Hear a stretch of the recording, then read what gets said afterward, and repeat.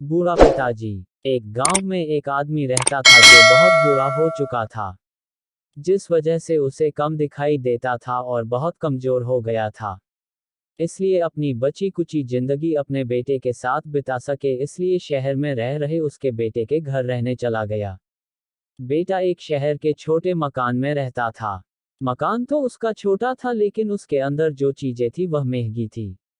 उस मकान में बेटा, उसकी पत्नी और उनका एक 5 साल का बच्चा, यह छोटा सा परिवार साथ मिलकर रहता था। बूढ़े पिता के आने से उनके परिवार का एक सदस्य और बढ़ गया।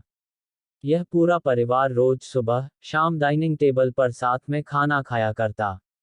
बूढ़ा पिता अपनी कमजोरी के चलते हमेशा खाने की चीजें नीचे गिराता रहता और कई बार कांच के बर्तन भी टूट जाया करते थे। कुछ दिनों तक तो बहू और बेटे ने यह सब सहन किया लेकिन बाद में वे दोनों बूढ़े की ऐसी हरकतों से चिढ़ने लगे। एक दिन बेटे ने कहा कि ऐसा कब तक चलेगा, हमें कुछ करना पड़ेगा।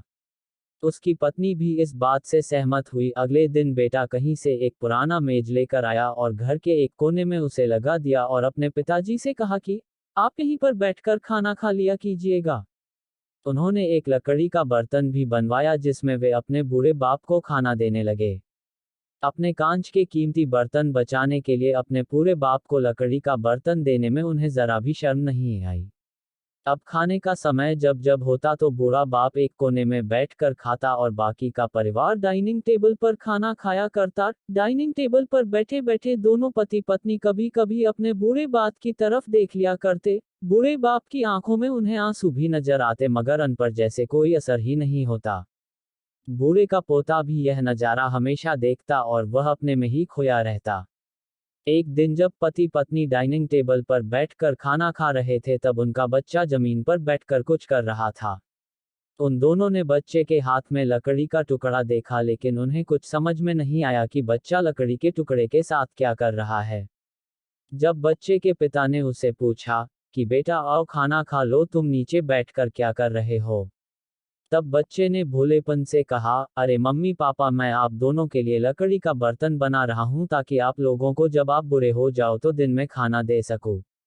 अपने नादान बेटे द्वारा दी गई यह सहज बात दोनों के दिल में तीर की तरह उतर गई। दोनों एक दूसरे का चेहरा निहारने लगे। बिना कुछ कहे ही दोनों की आंखों में पानी आ गया और उन्हें अपने भविष्य की किताब अपने आपको के सामने खुलती हुई नजर आई। उन्हें समझने में ज्यादा देर नहीं लगी कि अब उन्हें आगे क्या करना पड़ेगा। अगले दिन कमरे के कोने से वह पुराना मेज हट गया और अब बूढ़ा पिता और बाकी का परिवार साथ में मिलकर फिर से खाना खाने लगे। बूढ़े की कमजोरी की वजह से हो रही गलतियां भी अब किसी को नहीं चिढ़ाती थी। दोस्तों, यह कहानी हमें बताती है हर वह पत्ता जो आज हरा है वह कल सूखेगा और डाली से नीचे भी गिरेगा। इसलिए हमें अपने बड़े बूढ़ों का हमेशा ख्याल रखना चाहिए और हमें हमारे माता पिता और बुजुर्गों के साथ वैसा ही व्यवहार करना चाहिए जैसा हम चाहते हैं कि हमारे बूढ़े होने के बाद हमारे बच्चे हमारे साथ करें। दोस्तों, आपको यह हार्ट टचिंग स्टोरी कैसी लगी कमेंट करके जरूर बताइएगा। अगर अच्छी लगी तो आप अपने दोस्तों और परिवार के साथ इसे शेयर कर सकते हैं।